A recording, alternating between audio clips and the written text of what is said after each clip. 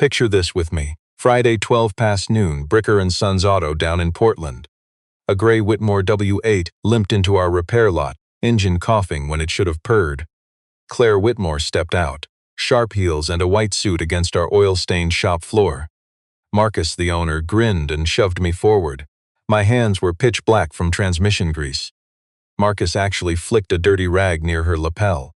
He only knows how to change fluids, ma'am. The whole garage roared.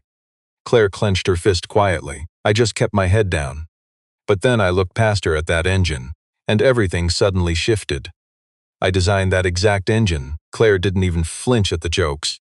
She dropped her purse, wiped that dark grease off her lapel with 2 fingers, and let her cold voice cut the entire auto shop flat. I need a diagnostic right now. Marcus straightened, smelling easy cash. He slapped my shoulder, leaving a heavy grease print. Caldwell, go wash the lady's luxury car. Make it shine. Don't scratch anything worth more than your cheap little apartment. The other mechanic snickered loudly. I just grabbed a bucket without a word and walked away. I've swallowed worse insults in this shop. Heck, I've heard worse this week. Marcus rolled up his sleeves and popped the hood himself, whistling low and dramatic. That fake whistle a guy does when he wants everyone to think he is a genius. Main fuel pump is shot, definitely the pump, seen it 100 times on European jobs. Pressure regulator likely went out with it. He confidently tapped his wrench against the manifold. You're looking at 8,000, ma'am. Maybe 9. Sourcing replacement parts for a Whitmore is a nightmare. We'd have to ship them from Munich. Claire didn't say a word. She didn't bother telling him her car didn't even use German auto parts. She didn't mention that pump had a 0 failure rate because the original engineer who designed it, me, personally hand-picked the supplier back in 2017. She just let Marcus keep talking. You and I both know the truth here. Loud, arrogant men expose exactly who they really are in under 90 seconds. Her eyes drifted over to my wash bay, where I was wiping down the roof. I had completely stopped moving. I was just listening to that idle. I finally spoke up, keeping my eyes down, sounding almost apologetic. It isn't the pump. That pump is running perfectly clean. Hear it on the second beat? That tiny stutter is the secondary EGR valve. Firmware fault, not mechanical. You'd waste $8,000 chasing air. Marcus turned red. Did I ask you, Caldwell? No, sir, sorry, but Claire had already turned. Really turned toward me for the first time. She stared right at my greasy hands. Calluses, sure, cracked knuckles from the freezing mornings, but my fingertips were precise and clean. My nails were neatly trimmed close. The hands of an engineer, not a lifelong grease monkey. She filed that detail away like she did everything else, quietly and completely. Right in the exact place where she kept the names of suppliers who crossed her dad. I felt her staring. But I never raised my eyes. Through the smudged garage window, I spotted my 6-year-old daughter, Lily, clutching her little lunchbox, standing safely on the sidewalk exactly where I told her. She waved, I gave her back. The smallest, quietest nod a father can give without anyone else in the room noticing. Marcus slammed the hood shut. $8,000, have her ready by Monday. Picture this. Claire stared at our grease-covered mechanic. I will consider it, ma'am. Listen, with luxury cars like this, you really avoid trusting amateur opinions, Marcus sneered. My guys are certified. His arrogant smile faded slightly. Absolutely, she marched toward the service bay. Our forgotten engineer kept polishing. She stepped so close the fancy perfume overwhelmed him. It smelled like cold rain on stone. What did you say the issue was? Secondary EGR, ma'am. The fix is reflashing the ECU 40 minutes. Maybe $60 in diagnostic time if your dealer plays fair. She studied his rough neck. Noticing that faint scar, the kind earned bleeding over a brutal workbench corner. Nobody respects the guy buffing another man's car, yet his shoulders stayed proudly squared. What is your name? Ethan. Ethan what? He finally looked up. Just Caldwell, she gave a slow nod. The exact nod someone gives when a hidden genius suddenly clicks into focus for them. She turned and left without handing the arrogant boss a single dime. The door chime rang. Marcus stared blankly, like the wealthy client had just robbed him of his pride. 30 seconds passed before that shop bell chimed a second time. Little Lily slipped inside, tiny for a 6-year-old. Her hair looked like pale honey. Both sneaker toes were heavily scuffed from running on concrete she was supposed to avoid. They told her to wait outside, but hugging the hardest working man she knew mattered much more. Rushing straight toward the auto bay, she slammed right into Claire, who hadn't reached her luxury vehicle yet. "Oh, I am sorry, ma'am. Really sorry," Lily mumbled, ducking her little head. Then she glanced up, eyes completely wide, her face glowing with that pure, immediate recognition only an innocent child truly trusts. "Your car is pretty. It looks just like the one Daddy drew in his notebook." Claire stopped breathing for one full second. His notebook. Marcus stomped across the garage floor. "Hey kid, you do not belong in this shop. Get out before something crushes you." He grabbed for her little wrist. Never made it. The invisible worker blocked him. The rag hit the dirt. His voice when it came was dead quiet. "You know exactly the tone. Do not touch my daughter." The entire garage froze solid. Even the air compressor's hiss dropped an octave. Marcus just blinked, his mouth hanging open. An arrogant junior mechanic took a nervous step backward, entirely unsure why he felt scared. Even the dirty workbench radio, which had been muttering a sad country song about a long road home, dropped its volume. Our brilliant engineer placed one grease-stained hand gently on his little girl's head. "Head to the bench, sweetheart. Eat your sandwich. I will be there in 1 minute." Lily obeyed instantly, the way kids do when they trust the quiet man protecting them. The boss tried laughing, but it sounded weak. "Take it easy, Caldwell. I wouldn't hurt her." "Christ, you're touchy." Ethan said absolutely nothing. He just grabbed the rag, returning to that W8 engine. He went back to scrubbing a perfectly clean fender. Claire just stood watching it all. She noticed how the laborer's jaw stayed clamped tight for 3 seconds until his boss left. She watched the hidden genius glance over at Lily unwrapping a cheap peanut butter sandwich. His expression lacked any ego. It was something far deeper and older than mere pride. The exhausted, heavy look of an unappreciated worker who only had one precious little girl left to protect. Claire walked quietly over to the wooden bench, crouching down right at the child's eye level. Let's be real, her expensive white suit touched the dirty garage floor and she didn't care. "Hi, you mentioned your daddy drew a car exactly like mine." Chewing, little Lily nodded. She swallowed hard. "Mentioned that old black book with the worn leather cover. Keeps it tucked in his nightstand," she said.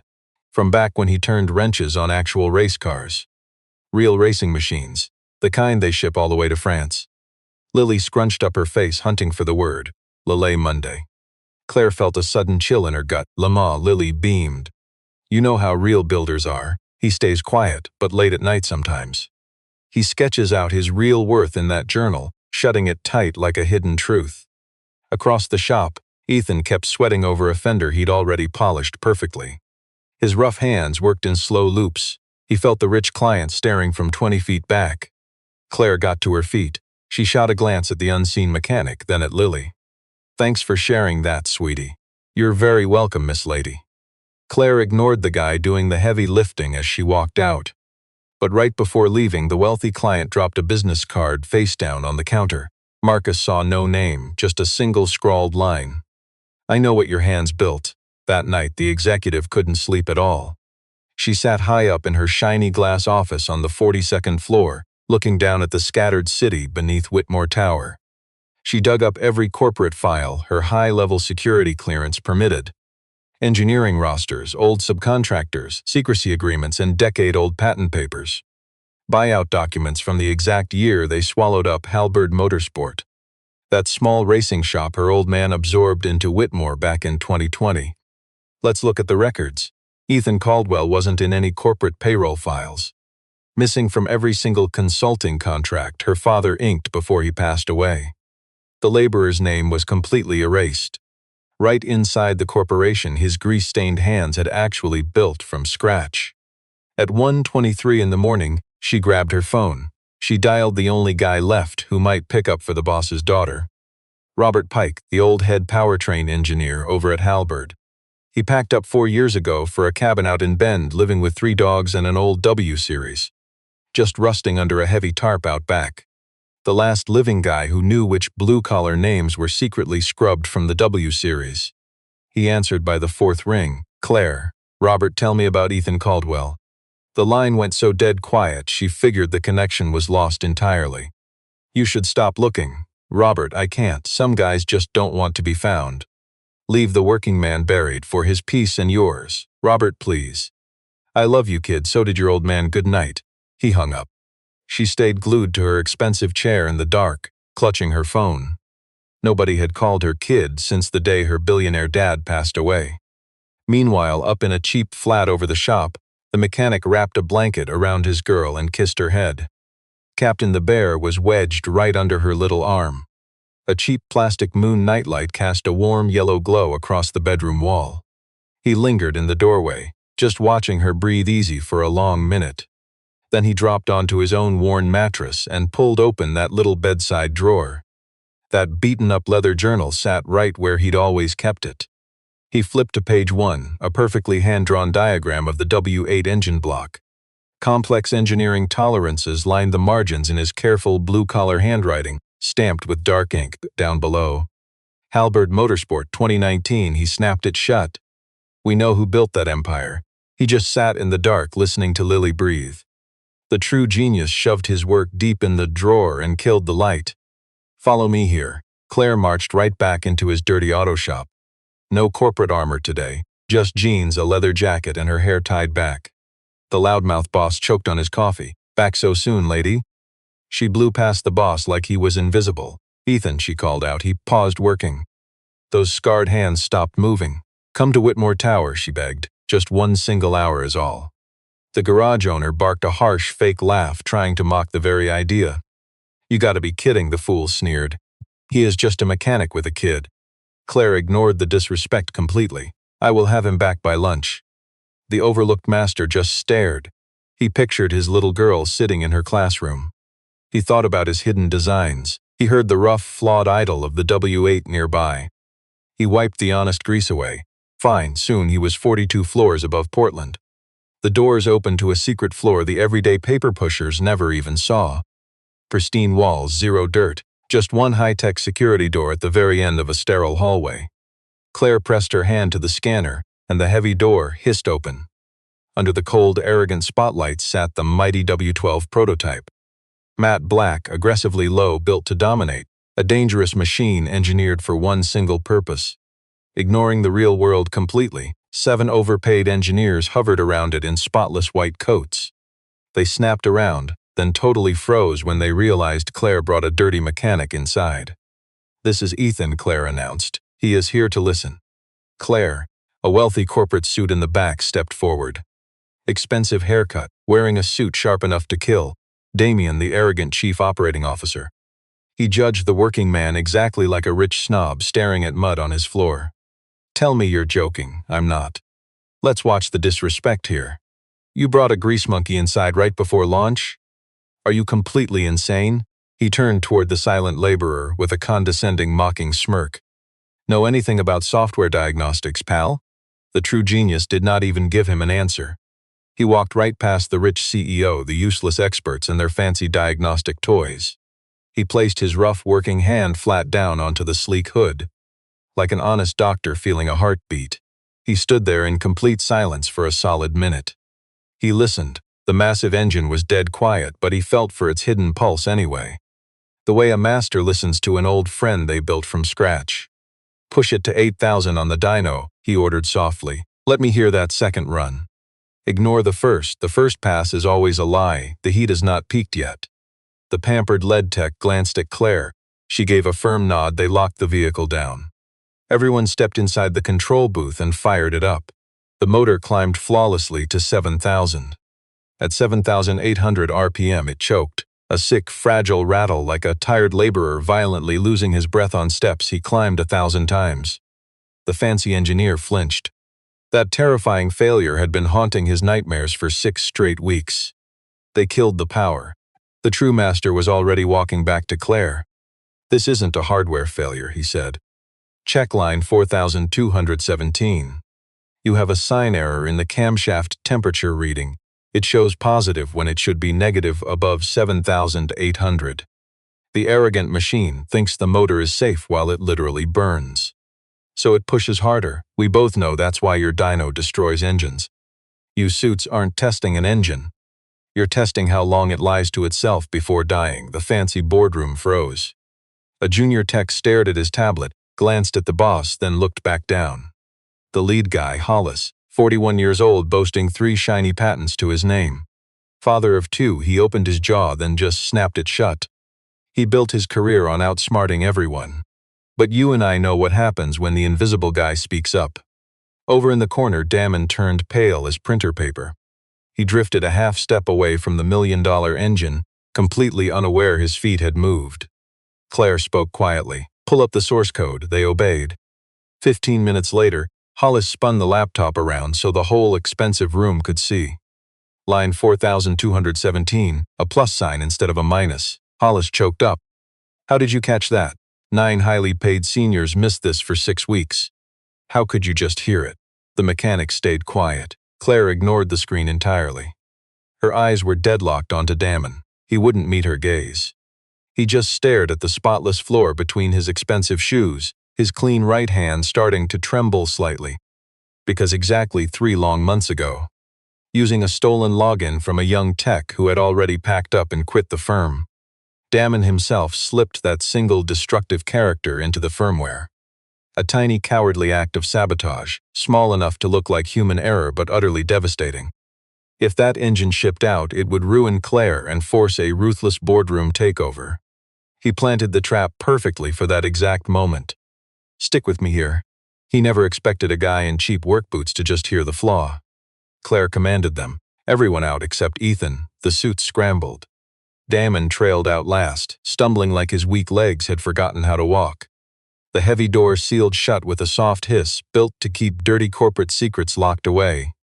Once alone, she finally turned to face the humble guy in the beaten-up work boots. This invisible mechanic still had motor oil under his nails. Who are you, really? Ethan studied the massive engine for a long minute before answering. I designed that W8 you brought to Bricker's lot. The first 3 powertrain versions, 8 hours a day, 4 hard years over at Halbert Motorsport. I was your dad's lead engineer before he sold Halbert to your company. My name is on those patents. Claire asked what happened. Lost my wife 3 years back. Some guy fell asleep driving and hit her out on Interstate 5. I was at Le Mans running tire tests. I wasn't even there. I didn't even catch the phone ringing until the morning. He kept his weathered eyes on the motor. Lily was 3. I walked away completely. Told the lawyers to erase my name. Took a shop job 10 minutes from her school. I promised my little girl I'd never pick a fancy machine over her again. Claire sat in total stunned silence. That night, she drove to a place she shouldn't have found, hiking up the cramped stairs above Bricker's auto shop. She knocked. Little Lily answered, wearing peanut butter on her chin and a crayon behind her ear. You're that white coat lady from yesterday, Claire smiled. I am. The kid just grabbed her hand, plain as day, and pulled her right inside. Look what I made today. She proudly shoved a piece of colored construction paper up. A blue-collar guy, a tiny kid, and a new lady with dark hair. 3 little stick figures standing together. Claire dropped down onto the faded rug, completely lost for words for a good long while. She stared hard at the messy drawing, then back at the sweet kid who made it. Lily happily climbed into her lap. You see, the hardest workers always piece things back together.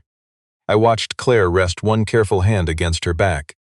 I just stood in the kitchen doorway, dish towel totally forgotten in my hand. For the first time in 3 long years, I felt 3 distinct breaths filling my home instead of just 2.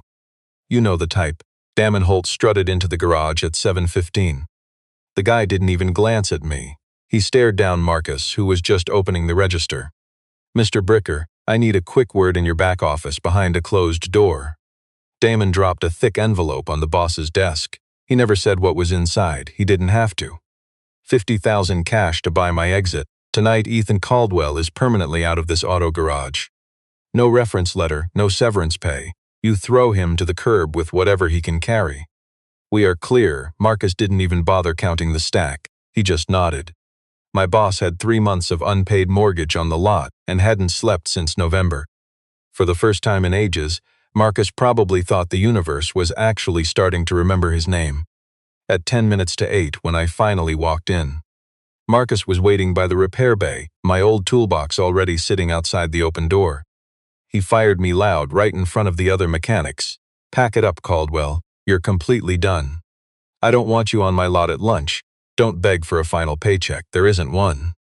Think you're better than me just because some fancy woman in a business suit looked at you twice. Go find out. I just stood there for a moment, staring down at that beat-up red toolbox my dad had handed me when I was 19 years old.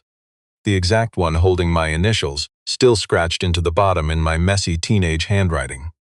I grabbed it by the handle, looked dead at Marcus, and offered a slight smile. Thank you, Marcus. You honestly just set me free. I stepped out into the parking lot, toolbox swinging in one hand. You and I know that feeling. The other mechanics just watched me go. Nobody said a word. The youngest kid stared hard at the greasy floor, looking exactly like he'd failed a test he hadn't known he was taking. Back home, there was a strange envelope waiting on my kitchen counter. Lily had carried the mail inside and stacked it perfectly neat, just the way she always did. Whitmore Group Legal. I opened it while still standing up. 3 weeks earlier, very quietly, Claire Whitmore had bought the outstanding loan on Bricker & Sons Auto from the regional bank planning to foreclose. Marcus was 4 months behind on payments. He didn't know it yet. As of that closing date, Marcus was actually an employee of a holding company totally owned by Whitmore Automotive. The guy was now working for the very woman he'd thrown an oily rag at. And he'd just pocketed 50 grand from a guy who was about to get fired from her engineering firm. I was still staring hard at the deed when my phone suddenly rang. Ethan. Claire's voice was perfectly steady, but underneath it felt incredibly thin and stretched. I need you. Not for Geneva. The corporate board meets Monday morning. Damon's been calling up members all weekend long. He has the votes to boot me out unless I walk in there, holding something he can't answer. A heavy pause. I think I'm about to lose my father's engineering company. I just stared at the envelope. I looked over at the photograph pinned to the fridge. Lily and her mother. Taken a summer 2 years before Sarah died. What time Monday, Nina? I'll be there at 8. I'll bring Robert too. There was a long, painful pause on the other end. He won't come for me. I told her he would come for me. Monday morning, the Whitmore boardroom held 11 directors. 2 attorneys, 1 stenographer, and an expensive coffee service that absolutely nobody touched. That massive long oak table was actually a wedding gift from the original board to Claire's father, 41 years ago. Just like me, her initials weren't on it anywhere. The founder's initials were carved under the head chair, a hidden spot only Claire ever bothered checking. Damon Holt stood beside her father's chair, spotless in a charcoal suit, reading from a rehearsed corporate brief. His voice stayed dead calm, his clean hands never shook. The guy probably rehearsed this whole speech in the mirror. At 5 in the morning, tweaking the lighting perfectly both times. For the record, last Tuesday, our chief executive admitted an unvetted civilian mechanic without a single background check. No non-disclosure agreement, no security clearance into the Geneva prototype room. She permitted him to physically touch the W12 engine. A direct violation of Section 11 of our Executive Responsibility Charter. I am calling for an immediate vote of no confidence in Claire Whitmore as Chief Executive Officer of the Whitmore Automotive Group. 3 suits nodded. 2 stared at the mahogany table, the rest waited. Halworth, the 80-year-old chairman and former judge, sat at the far end, hands folded tight, his face completely unreadable. He had waited for Claire to show up for 40 seconds longer than anyone found comfortable. I could tell the old man was already counting the seconds. The heavy door swung open. Claire stepped inside, not alone. I walked right behind her, wearing a plain black suit. I ditched the tie and left my red toolbox home. Instead, I gripped a leather portfolio. Behind me walked a third guy, older, white beard, slightly stooped but eyes sharp, Robert Pike. Damon's mouth twisted into this arrogant smirk that didn't quite reach his panicked eyes. Ah, our dirty mechanic. What's he doing here, Claire? Reading poetry to the executive board? I didn't even look at the guy. I just dropped my portfolio and slid it toward the chairman. Pike stepped right up to the front, waiting silently until every single suit was staring at him. He was 63 years old and hadn't faced a corporate board in half a decade. Now he stood like he used to at the edge of a pit lane at Spa-Francorchamps in the pouring rain. My name is Robert Pike. I was chief powertrain engineer at Halbert Motorsport from 2012 to 2020. I retired when you bought Halbert. That man beside Miss Whitmore is my colleague, Ethan Caldwell. He personally engineered roughly 70% of the active patents currently running every vehicle in your W series. including the exact tech that just secured your massive record earnings last quarter. Pike let the silence hang. In 2020, after Mr. Caldwell left this cutthroat industry, somebody in this very building refiled 3 of his stolen patents under a new name to hijack the royalties. The name on those fraudulent filings was simply E. Caldwell. But the money flowed into a shell account controlled by a senior officer here. That executive pocketed around $2.1 million over 4 years for Ethan's grueling work. Pike stared down the polished table. That officer is Damon Holt. The undeniable proof is in the folder sitting before your chairman. Damon panicked before anyone could react. He lunged for my folder, violently overturning the heavy table edge. Coffee spilled. My stolen patents fanned across the floor in a slow white wave. 2 security guards grabbed his expensive suit by the elbows before he reached the door. The coward didn't shout. He didn't make threats. He just went completely rigid, which honestly looked worse. The chairman opened my folder with 2 fingers, reading the undeniable truth in silence for 90 seconds. He'd known Claire since she was just 9. He even carried her father's casket at the funeral. My original engine drawings, dated and signed E. Caldwell, Halbert Motorsport 2019. The fake 2020 filings, sporting those embarrassingly sloppy traced signatures. Hard forensic proof attached. The server logs exposed line 4217, sabotage pushed using Damien's stolen login. Wire transfers, bank receipts, 4 long years of corporate theft neatly printed in black ink. The big-shot chairman shut the folder, folding his perfectly clean hands right over it. He stared Damien down for one long, dead quiet second. Like an old guy eyeing a mutt that just bit a kid. "Mr. Holt," the chairman muttered, "sit down." Damien sat. Well, the security guards forced him down, then the chairman faced the suits. "I am officially moving to strip Damien Holt of his role as Chief Operating Officer at Whitmore Automotive Group, effective immediately. I also move this board hands the whole mess over to the United States Attorney's Office for the District of Oregon, offering full backing from our legal team." 11 manicured hands shot up. The vote passed in exactly 6 minutes. Nobody cheered. You and I know how cowards operate. Not one suit looked as Damien got dragged out. The rich directors quietly packed up their fancy briefcases, shuffling past Claire one by one. And 3 of them, the very same suits nodding along just hours before, stopped by the heavy doors, giving her the tiniest, most calculated professional bow imaginable. She took every single one in total silence. The boardroom cleared. Claire just stood at that giant window, palms flat on the glass, keeping her shoulders frozen. When she finally turned around, you could see the tears.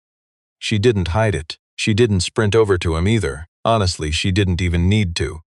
Across the room, Ethan gave her the faintest nod a working man can offer, without the suits catching on. The exact same nod he gave his little girl through our grimy, grease-stained garage window. "I didn't fix this for you. I fixed it because the work demanded it." She heard that silent truth anyway. Later, Ethan signed new engineering contracts and patent restitution papers he never begged for but definitely earned from them.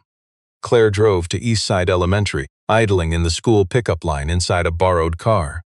A beat-up Subaru she made her assistant track down, knowing her W8 would have embarrassed a humble 6-year-old. Lily walked out the school doors, her heavy backpack sliding off one shoulder. The kid stopped, spotting exactly who was sitting in the driver's seat. She didn't even look shocked. She hopped right in, buckling up securely, just like her mechanic daddy taught her to. "Hey, Miss Claire." "Hey, Lily." They drove off. Halfway back, Lily reached over, resting her tiny hand on Claire's wrist near the gear shift. "Are you going to stay for dinner with my daddy?" Claire just smiled warmly. A genuine hard-earned smile, probably her first all year. "If your daddy invites me, I'll stay." Simple pasta, cheap garlic bread from a bag, and some grocery store red wine Claire grabbed along the drive. 3 modest dinner plates resting on a worn table that usually only ever saw 2. Lily inhaled her food, babbling about some frog out in the schoolyard and a clumsy kid named Tobias, who couldn't figure out his shoelaces, and how her teacher claimed the moon was actually a chunk of the earth that broke away. Lily wasn't completely sold on her teacher's wild theory. Then, right mid-sentence while rambling about a butterfly, the poor kid fell asleep sitting straight up. You and I know that heavy silence. Ethan and Claire ate quietly while a dog barked outside. The rusty radiator clicked. That cheap kitchen bulb buzzed softly above the worn table. A kid's crayon sketch, 3 wobbly stick figures soaking up a yellow sun, hung crookedly, its rough edges already peeling off the wall. "Why did you leave Halberd?" Claire asked. "Seriously, why bury your true talent?" "Listen to this." I just sat there, turning my fork over. "Because Sarah called me twice the night she passed away. I was working a pit lane in France, radio locked in my ear. I ignored the phone. Her second try hit voicemail. I finally played it right after the funeral. She just said, 'The rain is bad, I love you, call me back.'" My voice stayed completely flat. I had never told another soul that story. I swore if I survived that year, I would never pick a piece of machinery over the people sleeping in my own home. I kept that promise. I am still keeping it today. Clarier set her wineglass down slow for a long moment, pure silence. She spent the whole afternoon faking that the corporate boardroom hadn't broken her. But now, sitting at my cheap kitchen table above the shop, her hands finally shook for the first time all day. "My dad died 2 floors above where our board met today," she whispered. "Massive coronary. I was 28, out in Singapore, closing a business deal he never even asked me for. I was trying to prove something to him that I should have let go of years ago. I took a red-eye home. I inherited a corporate empire, a corner office, a chair with his initials on it, and absolutely no one to talk to when I felt drained." She stared hard at her hands. "I'm exhausted most days." Picture us sitting with that heavy truth in total silence. "You bought my repair shop?" I asked her later, "before any of this?" "Yes." She took a really long time to think before finally answering me. "Because that owner insulted your little girl, and I had enough cash to ensure no guy on that lot could ever threaten her again. I really wasn't planning to tell you. I wasn't planning anything. I just couldn't drive past that garage, knowing I could help, and chose not to." I looked right at her across the table. I just nodded once. I didn't say thank you out loud. My gratitude was already packed inside that single nod, the way I handle most deep feelings. My daughter Lily had fallen asleep sideways, mouth open, clutching her old brown bear named Captain. I stood up and lifted her carefully, just like I've done every single night for 3 years, and carried her down the narrow hallway. When I came back, Claire was staring out the window. A bright moon was hanging low over the city rooftops outside. It lit up one half of her face, leaving the rest completely in shadow. I stepped toward her but stopped just 1 pace away. She didn't even turn around. "I don't need you to come any closer right now. I just need to know for sure, are you going to stay?" Yes, that was the entire conversation. No kiss, no reaching out, just breathing, a man and a woman standing apart in a cramped kitchen above a dirty shop, while my little girl slept safely nearby. Out there the city kept rushing by. Inside, for 1 heavy minute, we stood frozen. 6 weeks later in Geneva, the Whitmore W12 engine prototype rolled on stage, blinding arena lights, the sound system thumping perfectly. 2,000 automotive journalists, dealers, and bitter competitors all gasped. Claire Whitmore stood tall. At the podium in deep navy blue, she let the silence build before leaning right into the microphone. "This engineering project," she announced, "was saved by a man we almost completely ignored. A guy sweating in a repair shop 12 miles away from this massive company's headquarters, while 3 of his mechanical patents paid for another man's mansion. A man," she said, "polishing someone else's car, feeding his daughter on $22 an hour. You can imagine how that felt. Let's listen in. Ladies and gentlemen, Ethan Caldwell, Director of Powertrain Engineering." He stepped onto that stage. The former grease monkey wore a black suit that fit like he was born for this exact moment. The blinding cameras didn't faze him at all. The forgotten engineer knew cameras well from his past life. His eyes searched that 3rd row until he spotted her. Little Lily, navy dress, white tights, sitting high on Robert Pike's shoulders, waving both hands wildly, like a crew chief guiding a jet to the tarmac. Ethan just smiled. He didn't wave back. He honestly didn't have to. She understood. The applause roared for 40 seconds straight. Claire allowed it. Then she moved back, letting the irreplaceable mechanic speak 1 sentence into the microphone. His only words all evening. "This vehicle," he declared, "was engineered by a whole dedicated crew, not just 1 single guy. I am grateful to join a team again." He stepped away. Those cameras just kept firing. Up front, a German auto magazine editor was already drafting the massive headline, Come Tuesday morning, that story would be splashed across half of Europe. 3 weeks past Geneva on the corner where that old fading Bricker and Sons auto sign hung. A fresh sign hung there now, clean white letters on dark blue, Caldwell and Lily Auto Care. Local weekend repairs. Ethan kept the garage bay. He handed his old boss, Marcus, a fair payout, letting the shop owner leave with whatever pride remained. It was less than Marcus deserved, but far more than he ever expected. The shop opened Saturdays at 9 a.m. Neighbors brought in their sedans, beat-up Ford pickups, and their kids' clunky first cars. The master mechanic charged fair rates, or sometimes nothing at all. Lily managed a lemonade stand near the bay doors, charging 50 cents a cup. On a busy weekend, she was easily the second highest earner in the shop. One Saturday afternoon in May, Claire rolled up at 5. She drove a battered Subaru that everyone on the whole street immediately recognized. Lily sprinted right out of the garage bay, sporting engine grease on her cheek and clutching a juice box. "Miss Claire!" Claire dropped to the sidewalk and caught her. The little girl fit against her shoulder like she belonged right there. Over that small, honey-colored head, Claire locked eyes with Ethan. The working man stood in the garage doorway, scrubbing his tough hands with a blue shop rag. He just smiled at her. That same quiet smile he gave her through the dirty glass of a toxic garage she would absolutely never step foot inside again. The very day she arrived wearing white and left without paying a dime. Except this time that smile was meant for her, and it was huge. They didn't say a word. They didn't have to. Lily pulled Claire's hand. "Daddy made spaghetti. Are you staying? I am staying forever." Standing in the bay, the humble mechanic didn't speak. He let Claire answer. This hard-working father learned that the most vital sentences in a little girl's... Claire kissed Lily's honey-colored crown, looking up at Ethan, the mechanic they all took for granted. "Yes," she whispered to him, "forever. You and I both know the type. Wealthy clients humiliating a brilliant, hard-working mechanic that Friday afternoon. They threw a filthy rag right at a stranger in a white suit. They mocked a working-class father, while his little girl waited out on the sidewalk.